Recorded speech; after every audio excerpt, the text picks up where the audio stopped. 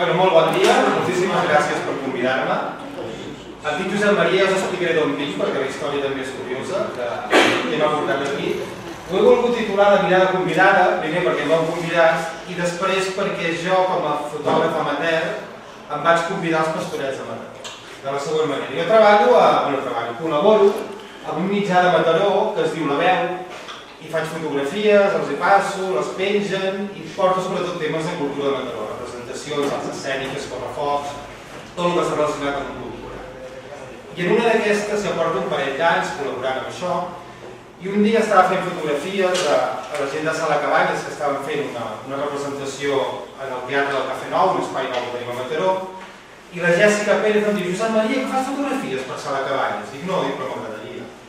I cap, ens el poso en contacte amb la Mireia Romagosa, que curiosament és la filla de Satanàs i és al mateix temps la filla del meu professor de física quan anava als maristes de l'acadèmia, i ella em va posar en contacte amb l'Anna Gené, que em van rebre d'una forma espectacular a Sala Cabanyes per poder fotografiar. Em van dir: vine als assajos, entra, surt, puja a l'escenari, tampoc no et posis al mig, però tens llibertat absoluta per fer el que vulguis. I per això que m'han convidat i jo em vaig convidar allà, cosa que estic molt content. De fet, el que us vinc a explicar és la visió, sobretot, d'un fotògraf que no és professional. Jo sí que porto ple d'anys fent fotografies, pràcticament porto 40-45 anys, tot i ja tenir una mitjana edat fent fotografies de molt petit. I el que sí és que molt autodidacte. M'ha agradat molt llegir, fixar-me molt en les fotografies que fan d'altres, mirar tutorials, a les xarxes i trobes de tot. I tot m'he anat aprenent una mica a la meva manera. Probablement us explicaré coses que no són absolutament canòniques, sinó que les he après jo sobre el anar fent fotografies. Per la feina que jo em dedico cada dia, tinc una feina molt racional i que les emocions han de quedar una mica a banda, i la fotografia el que em permet molt és combinar tota aquesta part més racional amb la part emotiva, una forma potser també d'evadir-me, de deixar-me anar i mirar de representar tant les meves emocions com les emocions que capto amb les imatges, que és molt bonic. Molt bonic el que em va dir Josep Maria de Romol, que em va dir és que fas unes fotografies que transmeten emocions, i això que li diguin a algú que fa unes fotografies que transmeten emocions, doncs ja poden dir res més. Tinc una forma de treballar que observo molt, ho analitzo molt, intento sintetitzar, ja veureu que són fotografies que intento que siguin, tot i poden ser una mica bigarrades, intento que siguin minimalistes, i tinc la mania que em complico la vida i fotografio un manual, és a dir, no us explicaré com funcionen els programes automàtics de les càmeres de fotografiar perquè faig un manual, menys d'enfoc, perquè tot quedaria borrós, tot el que és la mesura de la llum, velocitat, obturació, sensibilitat, tot això ho faig manual. Soc molt tossut a l'hora de començar a fer fotografies, a l'hora d'editar, us faré també 4 nocions sobre edició de fotografia, i arriba un moment que això es converteix com una forma de ser, una forma pròpia teva, i és una manera d'instint. Tu vas allà, vas a fer fotografies del que sigui, i jo quan era a Sala Cabanyes, pràcticament va desaparèixer Sala Cabanyes, pràcticament va desaparèixer tot, i era el que hi havia només en el visor de la càmera, l'emoció i la raó a l'hora de graduar la càmera, de configurar-la per fer les fotografies.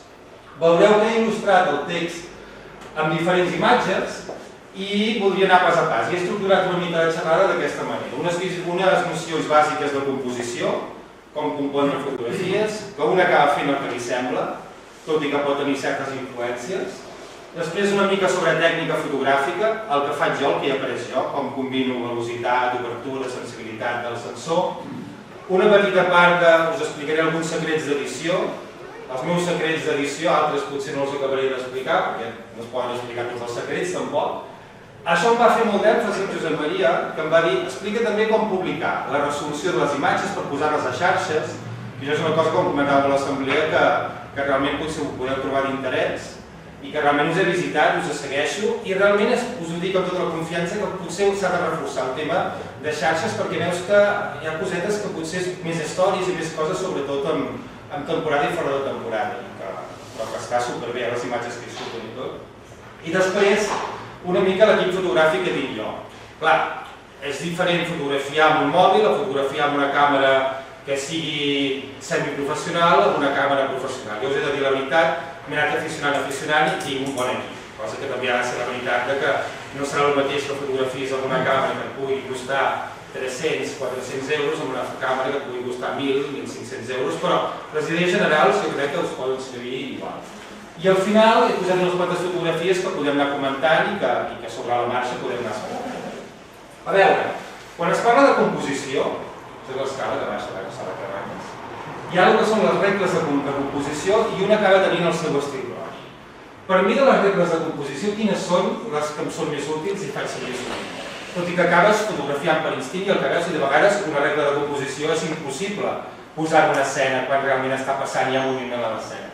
Però bàsicament jo em baso en la regla dels terços, que és el que estàs fotografiant la imatge, dividir-lo en terços, tant a nivell horitzontal com a nivell vertical, i posar els punts d'interès en alguna d'aquestes línies d'intersecció. I el que també sempre procuro jo és que en les meves imatges alguna diagonal hi aparegui. I això és una mica en honor al meu avi, que el meu avi també havia fet molta diapositiva, molta fotografia, i em deia: Josep Maria, diagonals, sempre mira de posar-hi diagonals, que donen profunditat, donen moviment, fan que et puguis passejar per la imatge. Que de fet l'objectiu de la composició és que et puguis passejar per la imatge. Tenim avantatges davant del que és el vídeo, tenim inconvenients també davant del que és el vídeo. En el vídeo veiem el que està passant, però aquí congelem un moment en què podem capturar molta força pot tenir una fotografia, fins i tot molt més que un vídeo en un moment donat. Però el que has de fer és passejar-te una mica per la imatge que has capturat.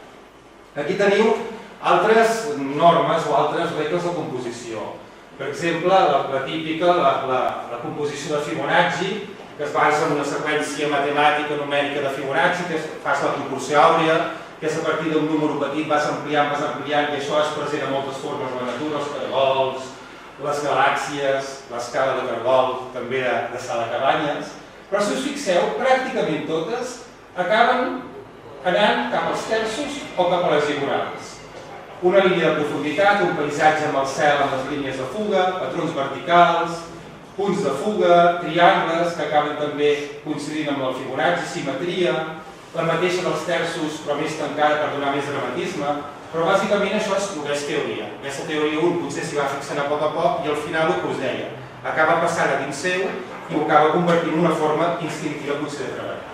Per exemple, en aquesta fotografia que veiem aquí, veiem un clar exemple de simetria. Veiem clarament quatre parts, el cos del Satanàs que divideix la fotografia, els braços que divideix l'altra part de la fotografia i amb aquest fons vermellós, que aquí tampoc ho podem apreciar massa per la llum, però veiem la composició clara d'aquesta fotografia que és absolutament simètrica. Una altra fotografia, per exemple, en aquest cas, veiem aquesta escena i el que veiem és un punt de fuga, és a dir, tu quan veus aquesta imatge on et va? Els ulls et van en aquesta mirada i aquesta mirada, i aquesta mirada et trasllada cap a la mirada del personatge que està d'esquena. I al mateix temps tens un element disruptor, trencador, que a vegades és molt bonic i sigui, que trenca tots els punts de fuga. És a dir, aquí el que estan veient és això en aquesta fotografia. Però això un quan fotografia no se n'adona. Jo me n'he donat mirades a posteriori i sabem que potser hi ha aquestes formes de perspectiva que ajuden també una mica a l'hora de composar les fotografies. En aquesta altra fotografia que hi veiem aquí, doncs aquí veiem realment que la mirada, l'interès de la fotografia està en aquest punt, està en aquesta cara. Per què no l'he posada centrada? Doncs perquè m'interessa tenir-la desplaçada, perquè la veu, perquè la força se'n vagi cap a la dreta i ompli aquest punt. Moltes vegades les fotografies el que acabes mirant és que estiguin equilibrades, que estiguin balancejades, el que es diu que no caiguin. Té molt de pes aquesta imatge d'aquí, té molta força, però al mateix temps aquesta negror i aquesta vermellor d'aquí compensen la força i fan que la fotografia probablement estigui també equilibrada i tinguem un punt d'interès en un dels terços. I aquí, un cop la vaig posar, vaig dir, ostres, no me n'he donat, i hi ha un Fibonacci. Tenim de petit a gran la cella, els cabells, el coll, la mandíbula, l'espatlla i com se'n va cap al fons la perspectiva de la fotografia i la composició que hi veiem una proporció àurea en aquesta cara. Jo què faig?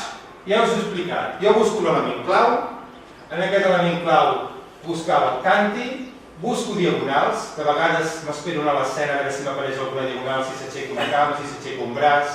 Us he de dir que en faig moltes i que a l'hora de triar, t'hi pots passar hores triant, i en fas moltes primer perquè busca realment el que està passant. Algunes es pot desenfocar, els actors, les actrius et poden fer cares ganyotes i no t'agrada treure'ls fent una cara o una ganyota. Després hi ha molta feina buscant-les.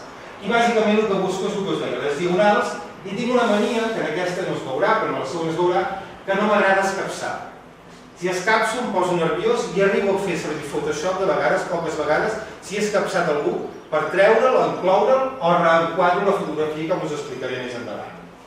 Veiem exactament això, no he escapçat el personatge que se surt aquí, tenim una diagonal amb la cama i el braç i tenim el punt d'interès aquí. Una altra mateixa, aquí tenim el Naïm, doncs tenim dues diagonals i tenim el punt d'interès amb el cap i si us fixeu no tallo ni peu ni tallo mà. La fotografia probablement era més àmplia, però després, a l'hora d'editar, pots mirar de reenquadrar, perquè si et quedes curt, has quedat curt. Si l'has fet més del compte, sempre pots arribar a reenquadrar i tindràs menys problemes. Un cop explicat aquesta part més artística, aquesta part més de composició, anem una mica a la part tècnica, que també és important de conèixer. I què fas al final amb fotografies? El que fas amb fotografies és captar llum. I aquesta llum l'has de mesurar, és a dir, nosaltres ens trobarem en una escena que tindrem una negror absoluta i tindrem una claror que ens cremarà la fotografia. I la càmera té el que és el rang dinàmic, que és capaç d'agafar, de capturar aquella claror fins a aquell blanc extrem. I hem de mirar que tot aparegui, amb força i tot aparegui. De vegades la buscaràs fosca expressament, de vegades la buscaràs cremada expressament. Però has de mesurar la llum. Si ho fas automàtic, com us explicaré, doncs mira, menys problemes. Però si ho fas manual, realment acaba sortint una mica el que busques, que surti a cada escena. I el triangle de l'exposició, que és el bàsic a l'hora d'exposar una fotografia, us ho explicaré a continuació. I després tota aquesta teoria, quines dificultats té l'art escènic. Està molt bé que diguis, molt bé, la velocitat, la sensibilitat, l'obturació, l'obertura del diafragma, serà molt diferent si et pots fer un paisatge o estàs en un teatre en què hi ha moviment, els actors, hi ha canvis d'il·luminació, ara és una escena fosca, és una escena clara i acabes una mica ximple i no tens un trípode i pots estar 20 minuts per fer una fotografia, sinó que aquí tens 2 hores i fas les fotografies que vols. Com us deia, amb la càmera el que intentes és, et trobes en un entorn, aquesta llum de l'entorn tu l'has de capturar, passarà per un objectiu, passarà per un diafragma, hi haurà una cortina que taparà la llum i la deixarà que serà la velocitat i això quedarà capturat amb un sensor i tu tindràs la fotografia. Però què passa realment quan tu t'hi poses? Doncs passa el següent. Que la càmera et captarà la claror de la fotografia, però pots trobar una fotografia que tens negres absoluts i tens blancs pràcticament cremats. L'ideal és tenir una fotografia força compensada. Això és el que és l'exposímetre, si us mireu el visor de la càmera, veureu l'exposímetre. Si vosaltres apunteu, jo habitualment la tinc configurada en un punt. La tinc configurada en un punt perquè amb la càmera, amb el visor, amb la part central del visor, vaig buscant diferents parts de l'escena i em van indicant la llum que hi ha a diferents parts de l'escena. Si jo el tinc configurat d'aquesta manera, me'n vaig aquí al cel i aquesta fletxa se n'anirà cap al 3 més perquè voldrà dir que probablement el cremaré o estaré a punt de cremar. Si centro les teulades o aquesta part d'aquí de la valla, se m'anirà cap aquí al sensor, l'exposímetre, i em dirà que probablement aquesta part quedarà negre absolut. És impossible, pràcticament impossible, que en una fotografia d'arts escèniques no tinguis negres purs ni tinguis blancs purs. Llavors has de jugar, te la jugues i tires que hi hagi negres o si no les cremes. El que tenen les càmeres avui en dia tenen sistemes automàtics de mesura tot això.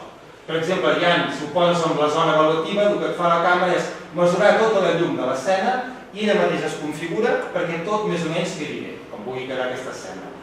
Si, per exemple, estàs fotografiant una escena i tens interès en la claror del centre, però tampoc vols que perdis mesura de la claror dels extrems, posaràs en aquesta manera, en què la càmera automàticament dona preferència a mesurar la llum del centre, però també, a poc, va mesurar la llum dels extrems per donar preferència al centre. I si vols només la claror o que et mesuri la llum d'una zona en concret, fes la mesura parcial. La càmera automàticament et mesurarà d'aquella zona en concret quina és la millor exposició perquè la fotografia et quedi bé. Però ja us dic, si us compliqueu la vida com faig jo no faig res en automàtic, sinó dic aquí hauré de tirar aquesta velocitat per aquestes condicions que us explicaré a continuació, amb aquesta obertura i posaré aquests ISOs perquè no em quedi negra la fotografia o no em quedi absolutament cremada.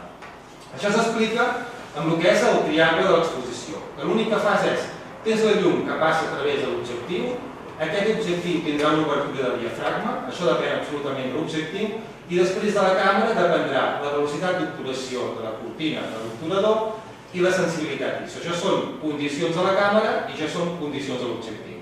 Si tens bon material per les dues bandes, doncs la fotografia podràs tirar en condicions extremes, que si no serà una miqueta més complicat. I això és el que us explicava el triangle de l'exposició. Aquestes fletxes indiquen cap a la lluminositat. És a dir, a més ISOs, a més sensibilitat, seràs capaç de captar més lluminositat, és a dir, les zones fosques les veuràs més il·luminades. A menys velocitat de la cortina hi entrarà més llum durant més temps dintre de la càmera, dins del sensor, i podràs capturar més llum. I com més obert estigui el diafragma, més llum entrarà. I això és la base tècnica de tota la fotografia. Les cortines de la càmera que s'obrin i es tanquen a diferents velocitats, la sensibilitat abans de la pel·lícula, ara dels sensors, i l'obertura del diafragma. I amb això has d'anar jugant. Què et passa? Que cada una d'aquestes coses té uns pros i uns contres, i a l'hora de combinar-lo acabes trobant, diguem, el que tu estàs buscant, però de vegades arribes al límit i no ets capaç de trobar el que estàs buscant, perquè les condicions d'il·luminació no són les que tu esperaves, o perquè és normal, en una obra de teatre, en els pastorets ja són moments foscos, moments clars, acabes com ximple, ara és fosc, ara és clar, i has d'anar-te graduant, o perquè la càmera tampoc té una obertura, o l'objectiu no té una obertura prou àmplia, o no té la càmera una sensibilitat prou àmplia, o no té la velocitat, és el que menys afectarà aquí. Què veiem? Si parlem de les ISOs, com a més sensibilitat, més llum capturaràs, però al mateix temps tindràs més soroll. Aquella cosa que quan mires els negres en les fotografies veus com uns granets. Això pots acabar corregint una miqueta en programes d'edició. Però, clar, capturaràs més llum, però tindràs més soroll. Com la càmera, si la càmera és una càmera molt bona, com més bona sigui la càmera, més professional sigui la càmera, menys soroll faràs les sensibilitats d'altres. Aquí podem veure un exemple. Això veiem ISO 100, que serien les ISOs normals que tiraries en plena llum del dia, i aquí, amb una càmera en concret, a un ISO 12.000. Si us fixeu, aquesta imatge és molt diferent a aquesta, i aquí tens una feinada horrorosa per treure tot això. Però clar, quan fas arts escèniques, de 3.000, 1.600, 3.000 en amunt has de tirar, perquè difícilment podràs capturar-ho aquestes sensibilitats, a menys que sigui una escena molt il·luminada, com veureu més endavant en un exemple. Si ho podeu veure, això són fotografies dels pastorets d'aquest any. En aquesta fotografia del final, en què hi ha moltíssima claror, i quan vaig posar una fotografia vaig haver de baixar les ISOs de cop, perquè les escenes prèvies són fosques i estava disparant a 10.000 ISOs, vaig baixar-la a 2.000 ISOs, aquí teniu les velocitats, aquí teniu l'obertura, que ho parlarem més endavant, i aquí probablement no ho apreciareu prou bé. Però aquests negres d'aquí, d'aquesta part en què aquesta fotografia en què les ISOs estan a 10.000, la sensibilitat està a 10.000, si un s'hi apropa i ho miren a la pantalla de l'ordinador, s'hi veuen un granulat, un soroll que no apareix en aquest negre d'aquí. Sobretot es veuen en els negres, aquests sorolls. I clar, això és el que provocarà la sensibilitat de la pel·lícula. Més o menys soroll, però també seràs capaç de capturar més llum o menys llum, perquè aquesta escena és força fosca. Anem a la velocitat. La velocitat, com més lenta sigui la velocitat, més claror agafaràs, però si hi ha moviments et trobaràs que tots els moviments et quadraran borrosos. Què et trobes? Doncs habitualment hi ha moviment en la representació i has de mirar de disparar, si ho fas automàtic, ell mateix ho farà automàtic, però a vegades et pots trobar amb sorpresa si dispares en automàtic, i sobretot mirar de disparar entre 125 o 250, que és una velocitat entre mitja, quan hi ha moviment, prou lenta com per captar llum, però prou ràpida perquè no et quedi res bellugat. A 1,60 o 30 tens el risc que et quedi mogut, que et quedi bellugat, a menys que tiris de molt lluny i que en aquella escena hi hagi poc moviment i et pots arriscar fins i tot. Jo mai baixo d'1,60. També dir-vos que dependrà una mica també de l'estabilitat que tinguis a l'hora d'aguantar la càmera, de tremolar o no tremolar, o si estàs en un trípode. Però habitualment disparo en aquestes velocitats. Què tenim aquí? Doncs Genís Maiola dirigint. Doncs el teniu perfecte, la cara, les ulleres, però la batuta, les mans, que està disparada a 1,160, és una velocitat mitja alta per el que són arts escèniques, doncs surten totes variades. De vegades és el que busques, de vegades el que busques és també transmetre el moviment, perquè no vols que siguin unes mans estàtiques, perquè podria haver estat amb la batuta així quiet i li faig una fotografia igual, però almenys demostres que estava dirigint realment en aquell moment. És a dir, que tens avantatges, però també tens inconvenients. Aquesta mateixa escena en el Ball de les Pedretes, doncs potser no seria tan bonic veure tot bellugat. Però depèn una mica també del que vol fer el fotògraf, perquè hi ha fotografies bellugades, precioses, de vegades tenen una sensació de moviment impressionant. Anem a l'obertura del diafragma. Com més obert estigui el diafragma, més baix és el número F, i com més tancat, més alt és el número F. Aquí el que estàs jugant amb l'obertura del diafragma, a part de capturar més llum si el tens molt obert, és amb la profunditat de camp, que és la zona de la fotografia que et quedarà enfocada. Si tires amb obertures del diafragma molt grans, que estigui molt obert el diafragma de l'objectiu, capturaràs molta llum, però al mateix temps tindràs molt poca profunditat de camp. Això s'explica de la següent manera. Aquí, per exemple, tenim una fotografia tirada amb una obertura de diafragma molt alta, 2, 2,8, ens ho explica aquest exemple, ens quedaria només enfocat aquesta part del gat o de l'animal o del tigre que hi hagi pel mig, en canvi tot el que està pel davant i pel darrere quedaria força desfocat. Si ho fem amb una obertura molt tancat, doncs capturarem menys llum, si és una fotografia de dia no hi haurà cap problema i ens quedarà tot enfocat. Què ens passarà? Generalment, quan estem fotografiant teatre, estem treballant amb 4, 5,6, 2,8, dependrà molt de l'objectiu que portis, però difícilment si et posa a 11, a 16, a 22 capturaràs res perquè et quedarà tot fosc, encara que tot et quedaria ben enfocat si tens prou llum. Però això té les seves avantatges i dona també aquest punt de dramatisme a les fotografies. Què he volgut fer aquí? Jo he volgut destacar molt la cara del Naïm. I el Satanàs, jo sabia que em quedaria desenfocat, perquè el que volia era això, que l'estàs tirant a 3,2. Si aquí hi hagués prou llum per disparar a 11, haguessin quedat tots dos enfocats. És a dir, té els seus inconvenients i les seves avantatges, perquè realment a mi m'agrada, precisament a moltes de les meves fotografies apareixen segons termes, o jugo molt amb els fons, m'agrada molt jugar amb els fons, perquè aquests decorats tan magnífics, tan preciosos, m'agrada fotografiar-los també, però al mateix temps, quan els fotografio de prop, fan com una mena de pintura abstracta o fins i tot expressionista en alguns moments i dona un cert dramatisme a veure els decorats desenfocats a la part del darrere. Quines dificultats tenen les arts escèniques? Doncs el que us deia, estem disparant generalment a ISOs altes, amb la càmera que porto ara puc tirar tranquil·lament a 10.000 ISOs i em surt soroll, però el puc graduar, amb la càmera anterior que tenia abans a 3.500, 3.600 ISOs ja patia, això dependrà també molt de l'equip, però clar, si tens unes dificultats d'ISOs, doncs hauràs de jugar més amb l'altre, a tirar a velocitats més lentes i a més obertures. Però habitualment estàs treballant a velocitats de 125-160, que faig jo quan estic disparant en teatre, a ISOs de 3.200, 6.000 en amunt, habitualment, i treballo també amb obertures de diafragma bastant oberts. Generalment de 5,6 en avall o en amunt d'obertura més diafragma. Què trobaràs? Que tindràs poca profunditat de camp, el que us deia, però a vegades també ho busques, això. Tindràs soroll de fons, l'hauràs de treballar amb algun software, amb algun tema informàtic per poder arreglar. I el moviment a l'escenari, clar, si vols imatges nítides, poques vegades et quedaran fosques, i si les vols lluminoses et quedaran probablement més mogudes. És una mica el que passa. Anem a la part ja, continuem amb una part també tècnica. Edició. Un cop tens la fotografia, arribes a casa, les descarregues amb un disc dur, les tries i tens un flux de treball a l'hora de treballar sobre les diapositives que s'han agafat. I us posaré alguns exemples d'edició perquè veieu l'abans i el després de la fotografia. Habitualment jo treballo amb aquests dos programes.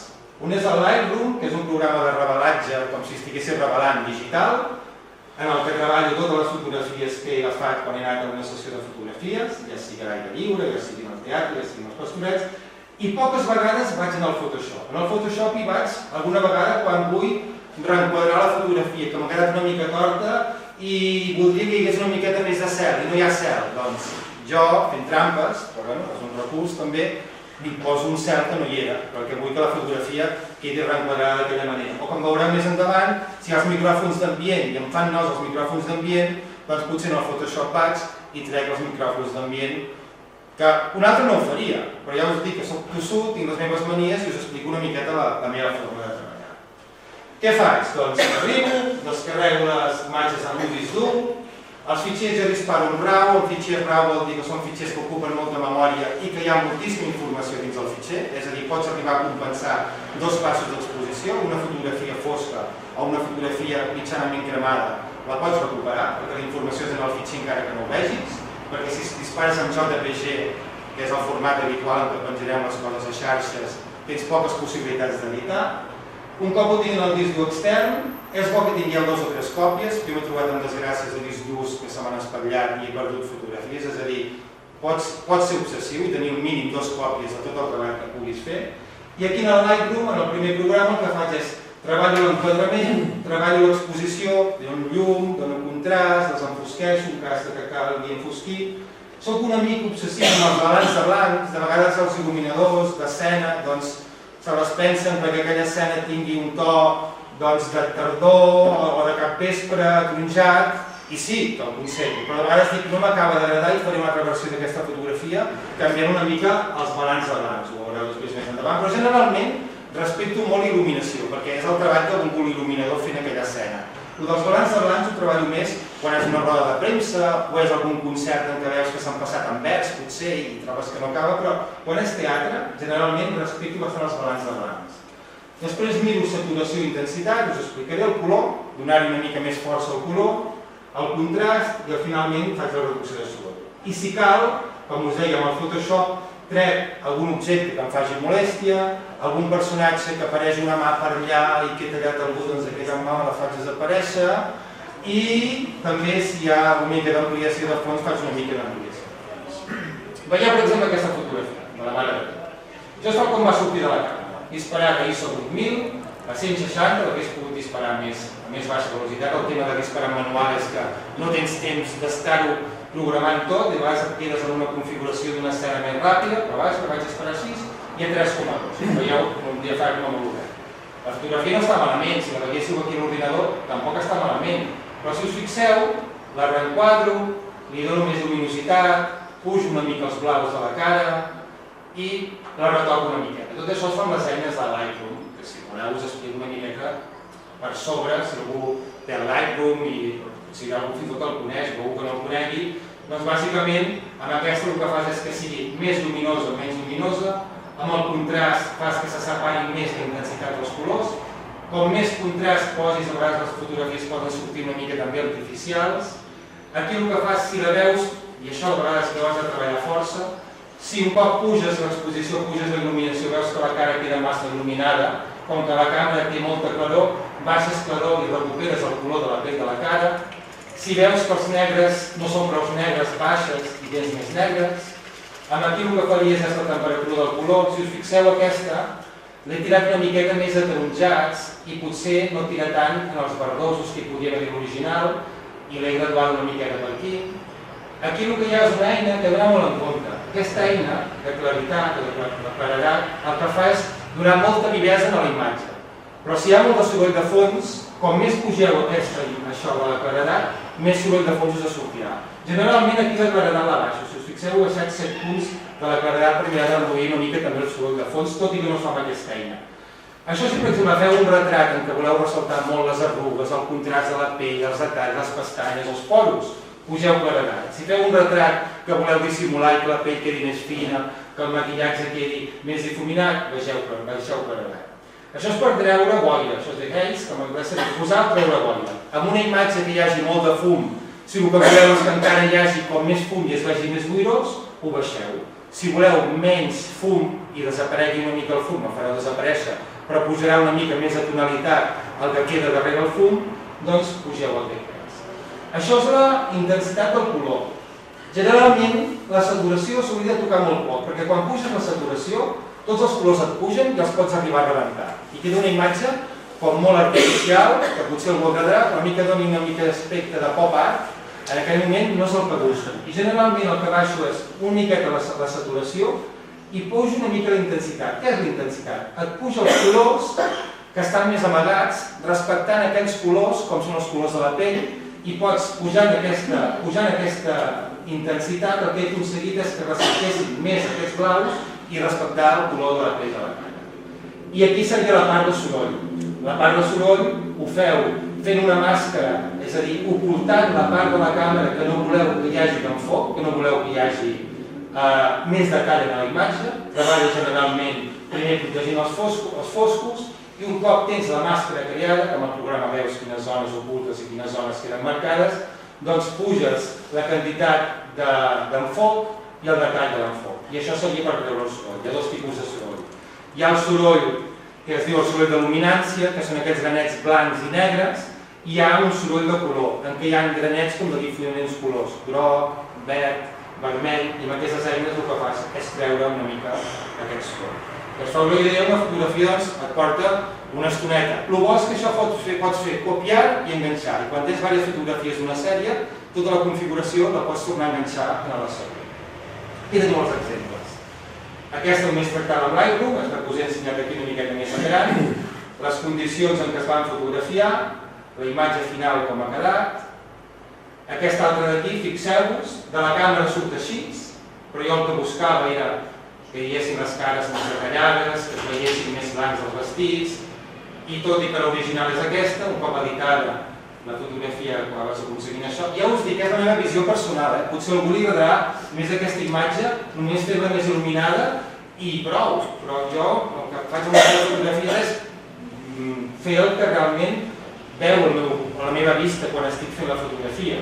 Aquesta altra, per exemple, les anteriors, tiraven de fosques. Alguna vegada, quan tens un canvi d'il·luminació de l'escena, de cop i volta d'una escena fosca et passa clara i no has fet un canvi de configuració, doncs la cremes.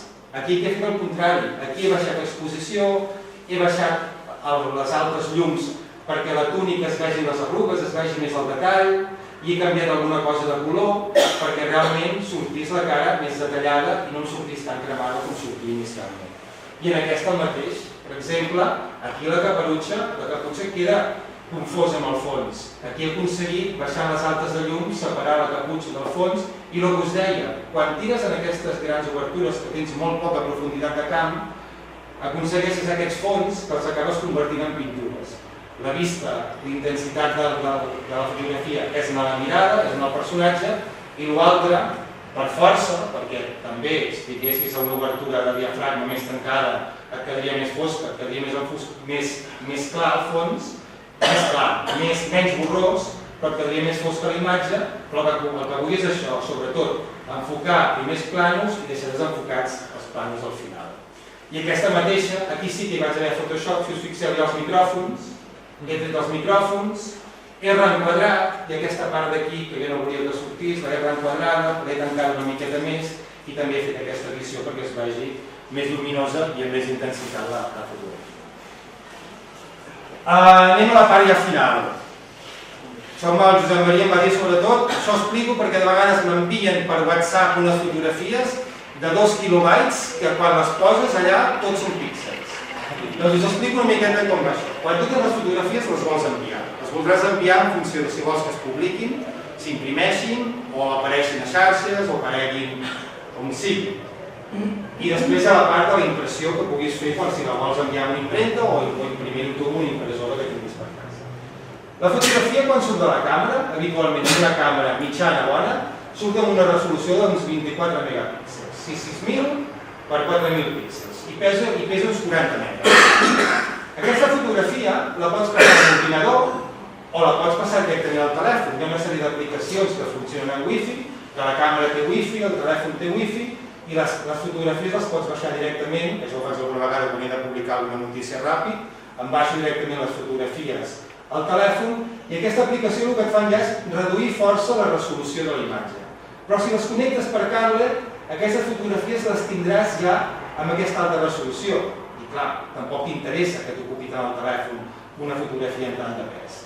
Quan les tens a l'ordinador pots fer exactament el mateix. Generalment, quan em demaneu les fotografies o les envio si algú les vol imprimir o es busca una cosa que realment s'hagin d'imprimir o algú se les vulgui mirar en pantalla, les envio 3.000 per 2.000, és a dir, les redueixo de píxels, de resolució, amb això faig també que els megas ocupin menys megas i això habitualment ho pots enviar per WeTransfer, que és aquesta aplicació per enviar fitxers, que permet enviar fitxers de molts megas, o per correu, i si utilitzeu, per exemple, Telegram en el telèfon, és a dir, que heu baixat les fotografies i aquí en el telèfon les teniu, per exemple, 3.000 per 2.000, per Telegram, o 6.000 per 4.000, és igual, per Telegram no perden resolució habitualment. El Telegram està configurat d'una manera de forma inicial, que si envieu fotografies per Telegram, això ho fem amb la gent de la veu, amb el mitjà que col·laboro, perquè no perdin resolució, ho podeu fer. Heu de pensar que una fotografia, quan l'envies per WhatsApp, ja pot venir de 6.000, 4.000, de 3.000, 2.000, que si no heu canviat la configuració del WhatsApp, et passarà a 1.600, 1.066 píxels habitualment, i això ocuparà mig mega.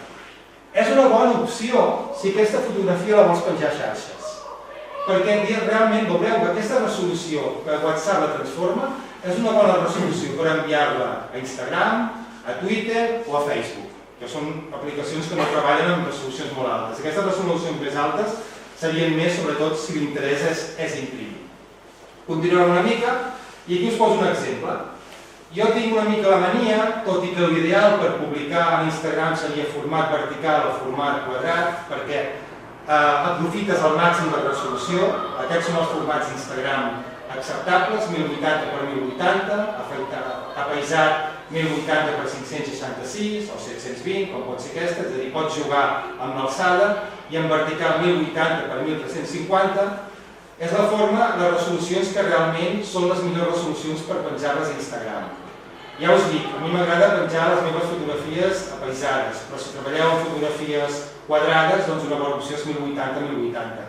Tampoc m'agrada, però també ho respecto, que si n'envio alguna, amb la feinada que us imagineu que he explicat de composició d'enquadrament, me la trobi penjada i que me la pengi enquadrada.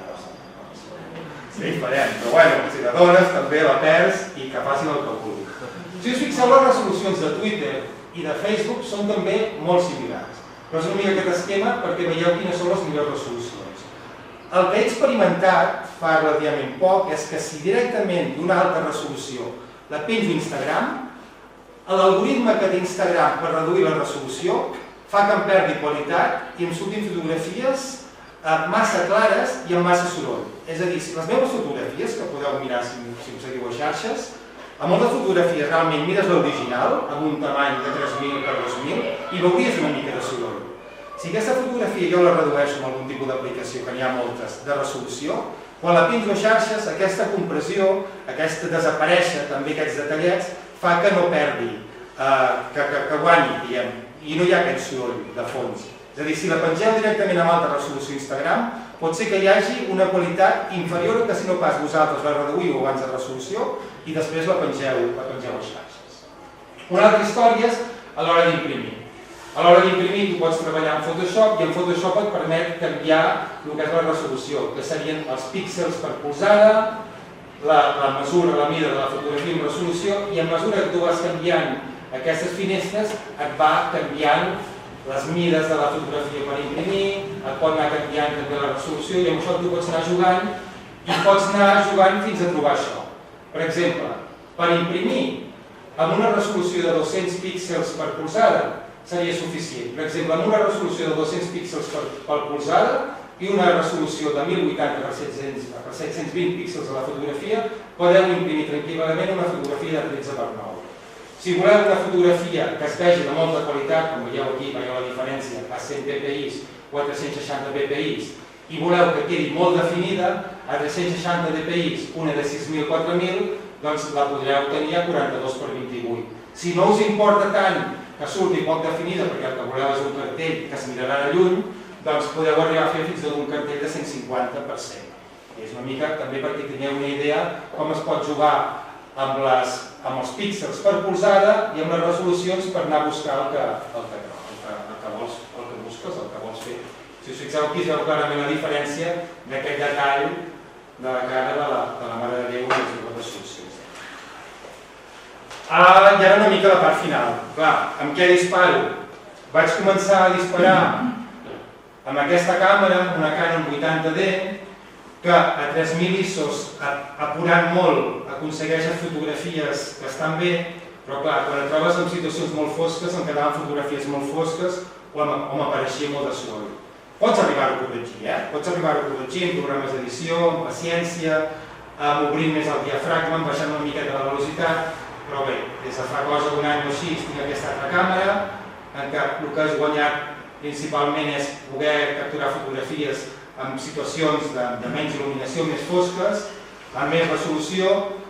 La bateria dura menys, però bàsicament, clar, és una càmera professional i això seria una càmera semiprofessional. Veieu una mica les prestacions que veieu a les càmeres, els punts d'enfocament, tampoc entraré en detall. Per exemple, aquesta té unes avantatges molt bones de que si has de fer fotografia sense mirar el visor, pots aixecar la càmera i baixar la pantalleta i veus el que estàs fotografiant, que la més bona no té aquesta opció. Aquesta té un flash incorporat, que en una situació que necessiti fer una fotografia amb flash, que estiguis, no sé, a l'entrada o que algú s'estigui maquillant o això la pots fer, i aquesta no ho té, has de posar un flash per poder-ho fer. també pesa més, també és una miqueta més gran. En quant a objectius, els objectius el que donen és la distància focal, que és a dir, la quantitat d'informació, el que abastes en el moment de fer la fotografia. Jo generalment, quan vaig a fer teatre o concerts o dansa, treballo pràcticament tota l'estona amb aquest objectiu, amb 70-200, tot i que m'apropi puc treballar bé, i si vull imatges en què pugui agafar tota l'escena, o me'n vaig al fons de la sala que banyes, te'n vas al fons de la pradera, et poses darrere de la taula de sol, de la taula de llums, i et claves a la paret i a 70 li cap tot. Si no, doncs, hi ha 24-70 i podria estar una miqueta més a prop. Però generalment tota l'estona tiro amb aquest objectiu, que el bo que té aquest objectiu té una lluminositat molt alta, de 2.8, que em permet capturar moltíssim. Aquí veieu una mica la diferència de les distàncies focals. 24 mil·límetres, aquestes casetes amb un 200, doncs ficaven ben a la fotografia, que aquí seria tot el paisatge. Coses que també sempre porto damunt. Les dues, com a mínim, dues targetes de memòria. És important de 150 o més, o per aquí aquesta velocitat de transmissió d'informació és correcta, perquè alguna vegada, poques vegades, dispares amb ràfaga, i quan dispares amb ràfaga la velocitat del buffer de la càmera depèn, però també depèn de la velocitat de transmissió d'informació de la targeta, perquè les fotografies entrin a una bona velocitat i no et quedis disparant i et digui la càmera està ocupada, i ho tens allà, surt el Satanàs de l'infern, i és la càmera ocupada, doncs carregant fotografies mentre esperaves que sortís el Satanàs de l'infern i te'l perds. Dues bateries, per si de cas, i no està de més portar un petit kit de neteja perquè alguna vegada amb les presses canviant l'objectiu, l'agafes, et passa per buscant i posa una editada i seria una llàstima que en el minut 1 tinguis una editada a l'objectiu i no tinguis res en aquell moment per poder netejar una mica l'editada que hi hagi. I si us sembla, això ja és la part final, hi ha 5-6 fotografies dels assajos dels pacients d'aquest any, que les podem compartir, les podem comentar. Aquesta mateixa fotografia, aquí veieu l'efecte de la profunditat de camp, a 3,2, la mà desfocada, canviar-ho pel moviment. El que us deia dels fons, com m'agrada treballar amb els fons perquè acabin representant unes pintures, pot dir, a veure esborrós, i aquí el que buscava era, sobretot, que el rostre quedés ben definit. Velocitat me la vaig jugar molt, això està malament, això és ISO 10.000, no és ISO 1.000, ara m'he donat que això està malament, perquè aquesta escena era molt fosca. És a dir, que aquí estic forçant al màxim. ISO 10.000, 125, a velocitat més aviat tirant a recta, i molt obert el diafragma, i a 155 mil·límetres, és a dir, que hi ha bastant de zoom, hi ha bastant de l'objectiu posat. En aquesta altra, aquesta sí que és a 2.500, el Benjamí aquí està, no el tinc enfocat, no sé si heu generat el Mataties. El Mataties, doncs vaig enfocar més en ell, tot i que el Benjamí surt una miqueta desfocat, perquè diu el mateix. Profunditat de camp, està jugant amb les profunditats de camp. És una escena molt lluminosa. Aquí jo hagués pogut forçar i hagués pogut entretenir-lo una mica, pujar les ISOs, tancar més el diafragma i haguessin quedat tots dos enfocats, és a dir, probablement aquí vaig cometre un error. Si en una escena tan ben il·luminada hagués pogut tirar ISOs més altes i haguessin sortit tots dos més ben enfocats. Aquesta altra escena també és força il·luminada, fixeu-vos les ISOs, una ISO de 5.000, també me la jugava perquè era una miqueta de llum a 125, més tancat el diafragma perquè et permet enfocar més la zona, 105 mil·límetres, no he costat tant l'escena. Aquesta altra fotografia el mateix, a 4,5, però com més zoom poses, com més distància focal, més es nota l'efecte de la falta de profunditat de camp. És a dir, aquesta mateixa fotografia disparada a 70 mil·límetres, tot i que ells serien molt més lluny, probablement els personatges al fons haguessin quedat més enfocats. És a dir, com més zoom poses, com més teleobjectiu poses, més queden marcats els efectes de la distància focal i més borrosos queden els personatges del darrere. 6.000, 4.000, 6.400, per la il·luminació, el mateix 130, vaig mirar de trobar-hi molt, 160, potser perquè hi havia més moviment vaig pujar una mica la velocitat. Aquí mateix 8.000, és una escena més aviat fosca, em vaig allunyar, és a dir, això de vegades no et marca el prop que estic jo de l'escena, sinó que el lluny que m'he anat i he hagut de disparar amb un 102, probablement si hagués estat més a prop, amb un 24 hagués agafat tot més, però potser no hagués sortit la lluna, no haguessin sortit les cortines al voltant. També aquí una mica la velocitat, l'obertura. Aquesta escena també del naixement, el que us deia, la meva obsessió, no vull tallar per res la vara florida, vull que surti sencera, són petits detallets. La meva obsessió amb les línies verticals, quan la reenquadri, hi ha una eina al Lightroom que poses un regle perquè aquesta línia sigui absolutament vertical i perpendicular al terra, petites manies que té un, aquí una escena força ben il·luminada, i aquí el culpable de tot. En Josep Maria de Ramon, que quan em va veure entrar als pastorets, em va dir, Josep Maria, fa dies que volia parlar amb tu, fa dies que volia parlar amb tu. Dic, què? Dic, no volies pas fer una formació a la coordinadora de pastorets? Dic, bueno, hem de parlar. I aquí en tenim. Doncs moltíssimes gràcies per ser aquí, per convidar-me, i qualsevol pregunta, qualsevol qüestió. La presentació us la passaré, corregiré si veig algun error per allò d'ISOs, perquè ho tingueu tot bé, i bueno, tenim també el vídeo, i encantat d'estar amb vosaltres, i que ha sigut meravellós. Va ser un regal, de veritat, estar amb vosaltres als pastorets, ho vaig gaudir moltíssim.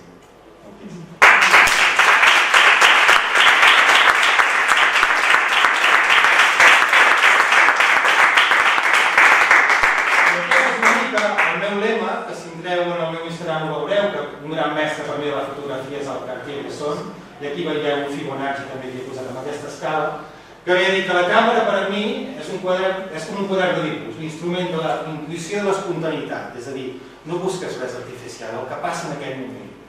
I és el mestre del moment, en termes visuals, i que qüestiona i decideix, perquè contínuament quan estàs fent fotografies dubtes. Això, sí, cap aquí, cap allà, enfoco, aquí, obro el diafragma, tanco el diafragma, doncs és una mica això. Moltíssimes gràcies. Vinga. Alguna coseta? No?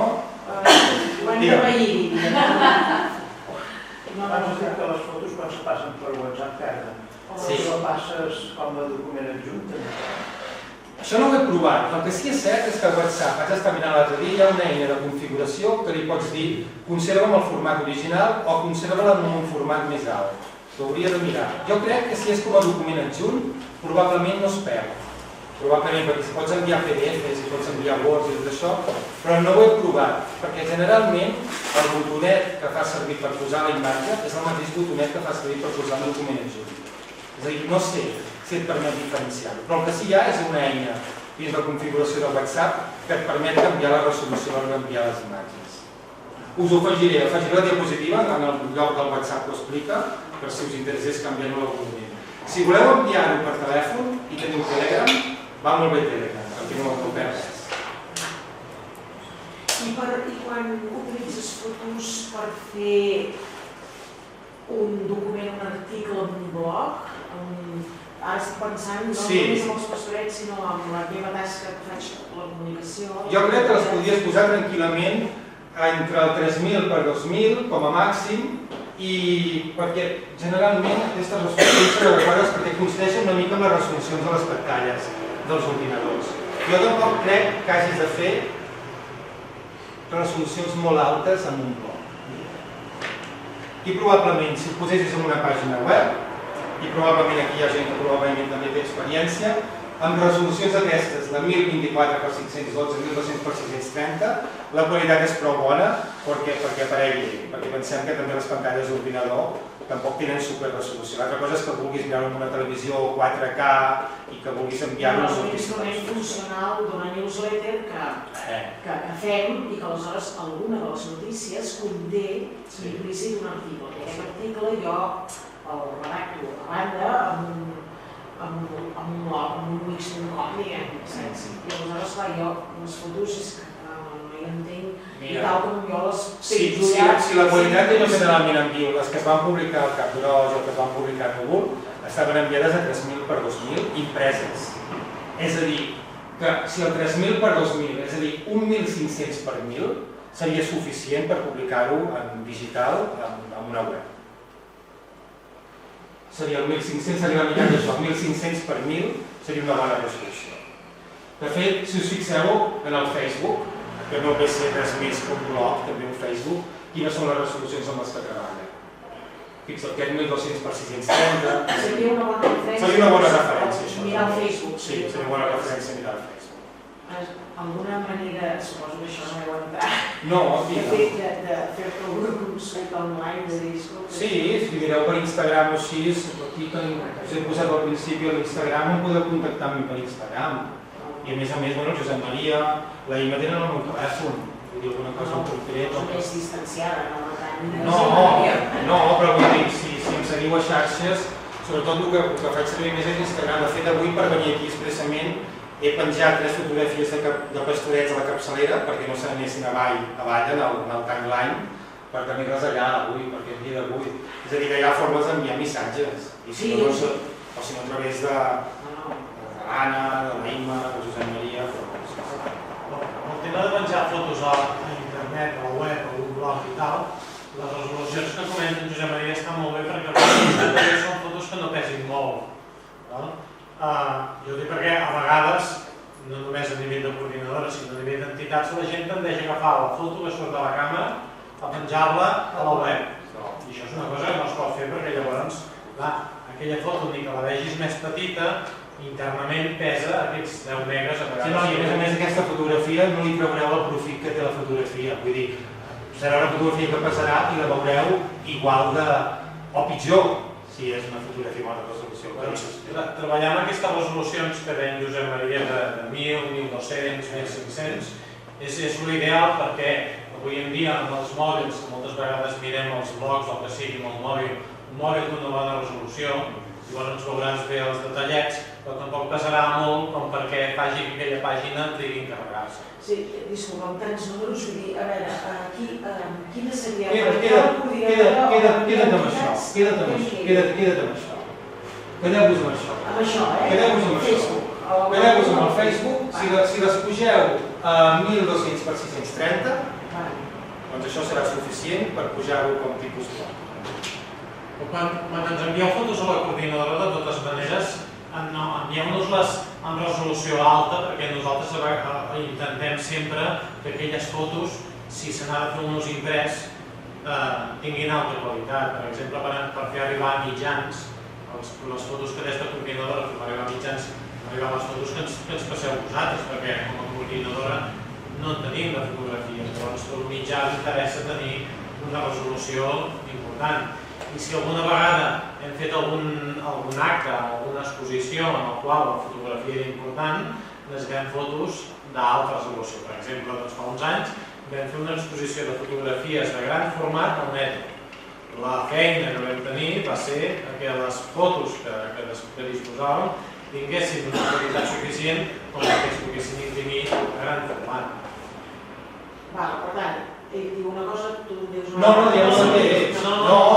Quan tu la penges... Sí, vull dir, l'altra cosa és que la coordinadora us demani fotografies. Amb bona qualitat. Les envieu per 3.000 per 2.000, però si ets el responsable de la web o d'un blog, l'ideal és reduir-les en aquesta resolució de 1.200, 630 dependrà si és apaisada, si és... Posa el 1.200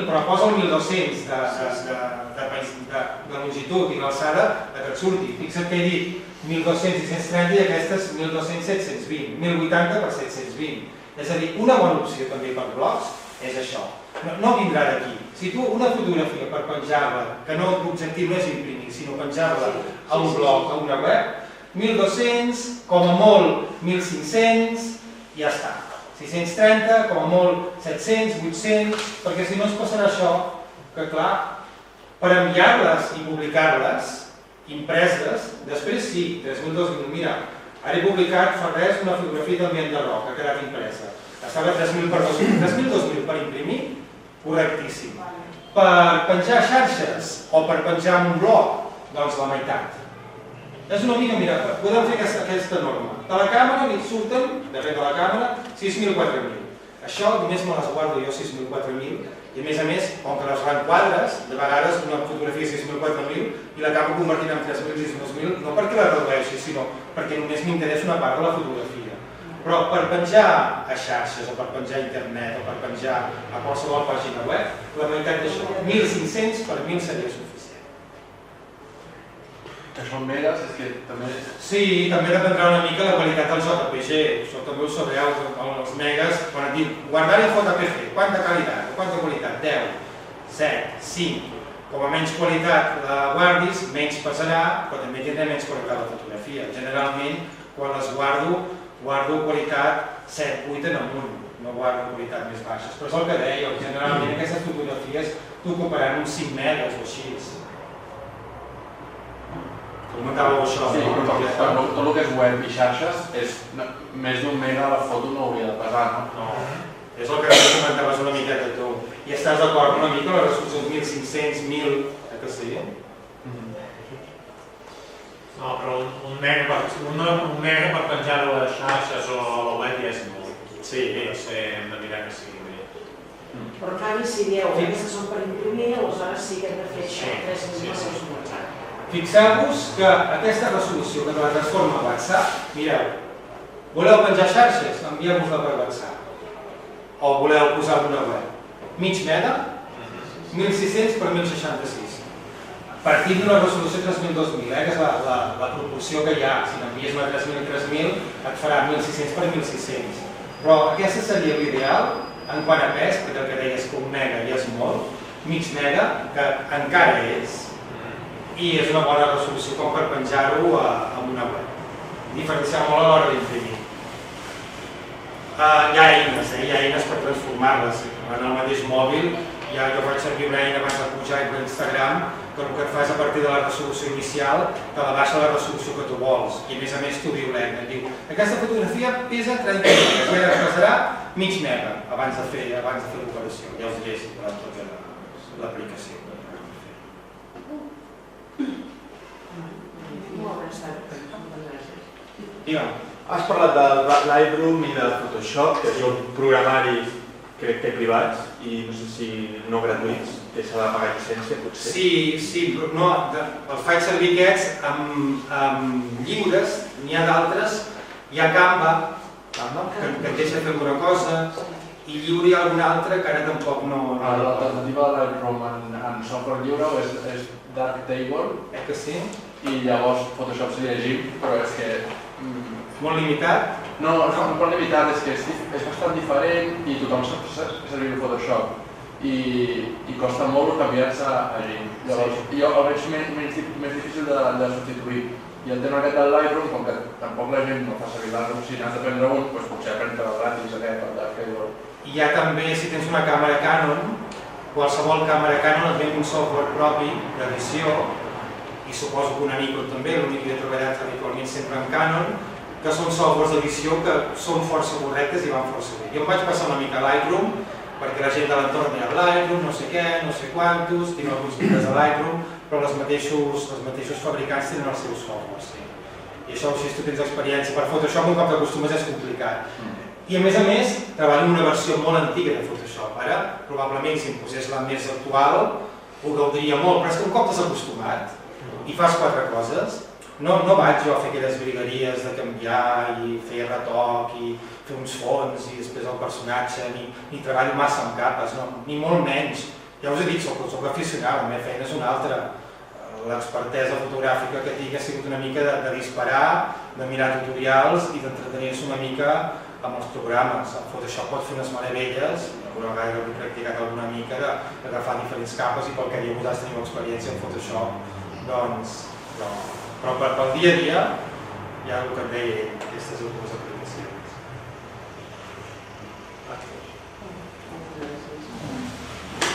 Vinga,